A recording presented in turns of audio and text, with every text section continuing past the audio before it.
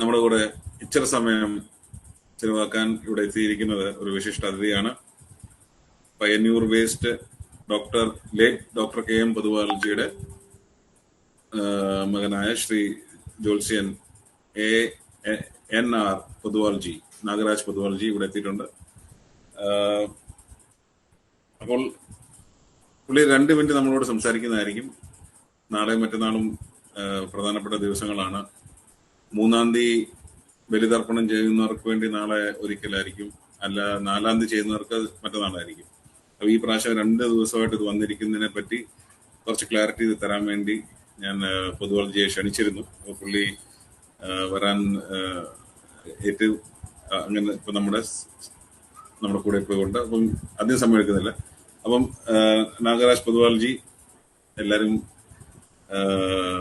കാത്തിരിക്കുമായിരുന്നു ഇതിനെപ്പറ്റി ഒന്ന് കേൾക്കാൻ. തുടങ്ങിക്കോളൂ.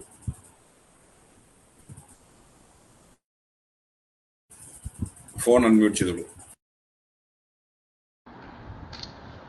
എല്ലാവർക്കും നമസ്കാരം. ഇങ്ങനെയുള്ള രാമായണ മാസ ആചരണം കേരളത്തിന് പുറത്തൊക്കെ ഇങ്ങനെ ഗംഭീരമായി നടക്കുന്നു അറിയുമ്പോൾ തന്നെ വളരെയധികം സന്തോഷവും തൃപ്തിയാണ് നമുക്ക് തോന്നുന്നത്. ഇപ്പോൾ പലതും മറക്കുന്ന ഒരു കാലഘട്ടം കൂടിയാണ് നാട്ടിൽ. അപ്പോൾ നമ്മളിപ്പോൾ പറയാൻ വരുന്നത് ഈ വർഷത്തെ കൃഷ്ണപക്ഷ അമാവാസി, അതായത് കറുത്ത വാവ്.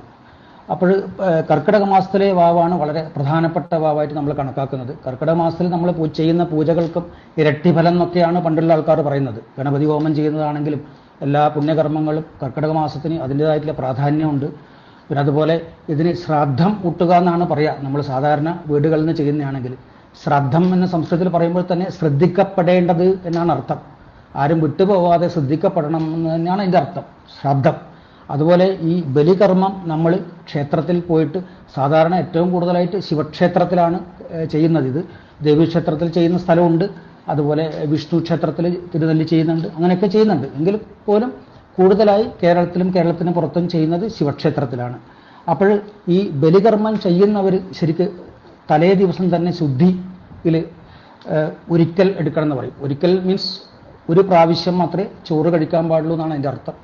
അന്നേരം രാത്രി ചപ്പാത്തിയോ ദോശയോ അങ്ങനെയുള്ള മറ്റുള്ള കാര്യങ്ങൾ ചോറ് കഴിക്കാതെ അത് ഒഴിവാക്കണം എന്നില്ലാണ്, സ്കിപ്പ് ചെയ്യണം എന്നില്ലാണ്. പിന്നെ അതുപോലെ തന്നെ ഇത് ഇപ്രാവശ്യത്തെ ഒരു കൺഫ്യൂഷൻ പലർക്കും ഉണ്ട്. ഈ ഓഗസ്റ്റ് 3-നാണോ അല്ലെങ്കിൽ ഓഗസ്റ്റ് 4-നാണോ വാവ് എന്നുള്ളത്. ശരിക്ക് അമാവാസി തിഥി വരുന്നത് 3-ാം തീയതി വൈകുന്നേരം 3:50-ന് സ്റ്റാർട്ട് ചെയ്യുന്നത്. അതുപോലെ ഓഗസ്റ്റ് 4-ന് 4:42 വൈകുന്നേരം വരെ ഉണ്ട്, തിഥിയുണ്ട്. സാധാരണഗതിയിൽ നമ്മൾ അമാവാസി തിഥി വരുന്ന ദിവസമാണ് അമാവാസിയായിട്ട് ആചരിക്കുന്നത്, വാവെടുക്കുന്നത്. പക്ഷേ ഇപ്രാവശ്യത്തെ ഒരു ചെറിയൊരു വ്യത്യാസം അതിൽ വരുന്നത് എന്താണെന്ന് വെച്ചാൽ, നമ്മൾ 3-ാം തീയതി തന്നെ 6 നാഴികയോളം കിട്ടുന്നുണ്ട്. സൂര്യാസ്തമയത്തിന് മുമ്പേ 6 നാഴിക കിട്ടുന്നുണ്ട്. അപ്പോൾ അങ്ങനെയുള്ള ആ റൂൾസ് പ്രകാരം നമ്മൾ 3-ാം തീയതി തന്നെയാണ് എടുക്കേണ്ടത്, അമാവാസി എടുക്കേണ്ടതിൽ അതിൽ യാതൊരു സംശയവും വേണ്ട. 3-ാം തീയതി തന്നെ നമ്മൾ എടുക്കേണ്ടത്. പിന്നെ 3-ാം തീയതി മാത്രമല്ല, 3-ാം തീയതി ശരിക്കും പറഞ്ഞാൽ 6:17-ന് തുടങ്ങാം, രാവിലെ 11 മണി വരെ. അതാണ് അതിൻ്റെ സമയം പറയുന്നത്. പിന്നെ ഈ പഞ്ചമഹായജ്ഞങ്ങളിലെ ഏറ്റവും പ്രധാനപ്പെട്ട ഇതാണ് പിതൃയജ്ഞം എന്ന് പറയുന്നത്. പിതൃക്കൾക്ക് നമ്മൾ ചെയ്യുന്നത്, നമ്മൾ ഈ പിതൃകർമ്മം, പിതൃക്കളെ ശ്രദ്ധിക്കുക, അതൊക്കെയാണ് നമ്മൾ ചെയ്യുന്നത്. പിതൃ എന്ന് പറയുമ്പോൾ സംസ്കൃതത്തിൽ പറയുന്നത് പിതരൗ എന്നാണ്. എന്നുവെച്ചാൽ നമ്മൾ പിതൃപക്ഷം, ചില ആൾക്കാർ വിചാരിക്കും പിതൃ എന്ന് പറയുമ്പം അച്ഛൻ്റെ ഭാഗത്തുള്ളത്. അങ്ങനെയല്ല. പിതരൗ എന്ന് പറയുമ്പം അച്ഛൻ്റെയും അമ്മയുടെയും ഭാഗത്തുള്ള മരിച്ചു പോയവരെ കുറിച്ചിട്ട് നമ്മൾ സ്മരിക്കുകയും അവരെ ശ്രദ്ധിക്കുകയും അവരെ നമ്മൾ പ്രാർത്ഥിക്കുകയും ഒക്കെ ചെയ്യുന്നതാണ് ഇത്.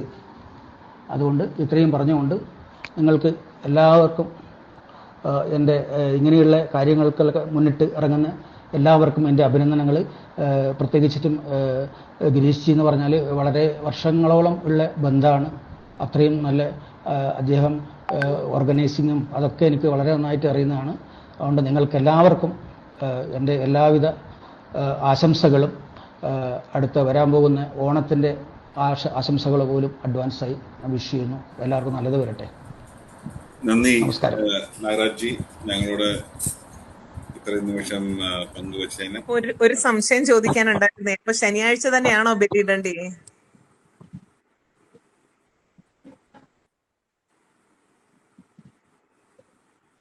ശനിയാഴ്ചയാണോ ബലിയിടേണ്ടത്?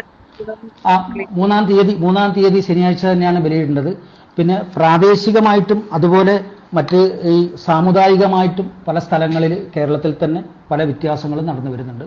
ഇപ്പോൾ മലബാറിൽ എസ്പെഷ്യലി കോഴിക്കോട് മുതൽ കാസർഗോഡ് വരെ സംക്രമത്തിനാണ് പ്രാധാന്യം കൊടുക്കുന്നത്. എന്നുവെച്ചാൽ മലയാള